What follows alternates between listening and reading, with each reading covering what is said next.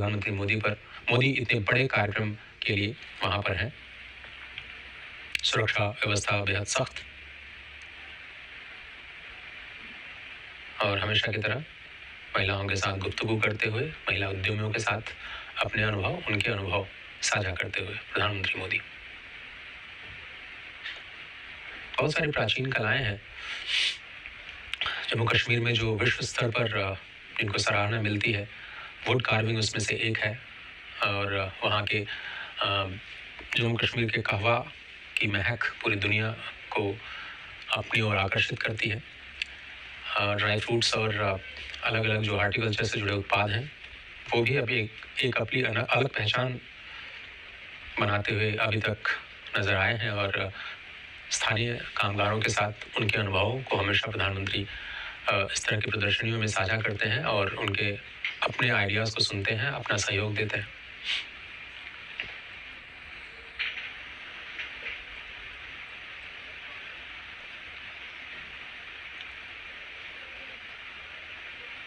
Kashmir 12 minutes. अब प्रमुख उत्पाद आप जानते हैं कि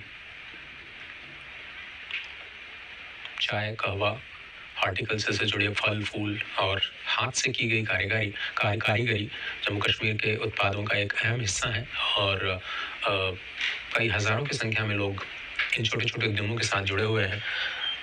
जो स्थानीय अर्थव्यवस्था है, कैसे युवाओं को मुख्य धारा में शामिल किया जाए, कैसे लोगों को छोटे छोटे कारोबार उद्यमों में लगाया जाए, कैसे वहाँ की युवा जनता को मुख्य धारा में शामिल करते हुए जो अलग अलग कौशल विकास की परियोजनाएं हैं उनके साथ कैसे जोड़ा जाए, अल्पसंख्यक मंत्रालय की जो कल्याण की योजनाएं हैं उनके साथ कैसे वहाँ के समुदायों को जोड़ा जाए, उनके उत्पादों को कैसे बढ़ावा दिया जाए, उस पर लगातार चिंतन और मनन कई सारे कार्यक्रमों के सहयोग के ज़रिए, कई सारी स्कीम्स में सब्सिडीज़ के ज़रिए, चाहे वो छोटे उद्यमों को बढ़ावा देने के लिए सिडबी के ज़रिए सस्ता लोन देने की बात हो, या फिर अपने काम को पूरा करने के लिए मुद्रा लोन के ज़रिए सस्ते दरों पर लोगों को लोन मुहैया कराना हो, या फिर स्टैंडअप योजना जैसे बड़ी योजनाओं के जरिए जिसमें देश के हर बैंक शाखा में कम से कम एक शेड्यूल कास्ट, शेड्यूल ट्राइब और कम से कम एक महिला उद्यमी को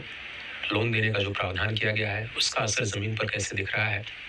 महिला सशक्तिकरण, जैसा कि हम बार बार कह रहे हैं कि भारत की विकास की यात्रा का एक अहम हिस्सा होने जा रहे हैं। और प्रधानमंत्री के कई कार्यक्रमों में हम लगातार ये देख रहे हैं कि पैटर्न के तौर पर एक निश्चित कार्यक्रम के हिस्से के तौर पर महिलाओं का जो सशक्तिकरण है, चाहे वो प्रोडक्ट्स के माध्यम से हो, नई स्कीम्स के माध्यम से हो, या फिर जो पुरानी स्कीम्स चल रही हैं उनमें भागीदारी महिलाओं की कैसे बढ़े, कैसे और ज़्यादा सशक्तिकरण हो, उसके माध्यम से लगातार प्रधानमंत्री इस चीज़ पर फोकस करते रहे हैं। और आप जानते हैं कि बहुत सारी योजनाएं हैं जिसमें महिलाओं को केंद्र में रखा गया है। उज्ज्वला योजना की जो लाभार्थी हैं वो घर की महिलाएं होती हैं। प्रधानमंत्री आवास योजना में जो घर की चाबी होती है वो महिलाओं के ही नाम होती है। बहुत सारी ऐसी स्कीम्स हैं जिसमें महिला उद्यमी अगर आगे आती हैं तो उनको सब्सिडीज़ में ज़्यादा रियायत दी जाती है। मिसाल के तौर पर अगर कोई महिला उद्यमी सिडबी के ज़रिए लोन लेती है तो पुरुषों के मुकाबले 10% की ज़्यादा सब्सिडी दी जाती है।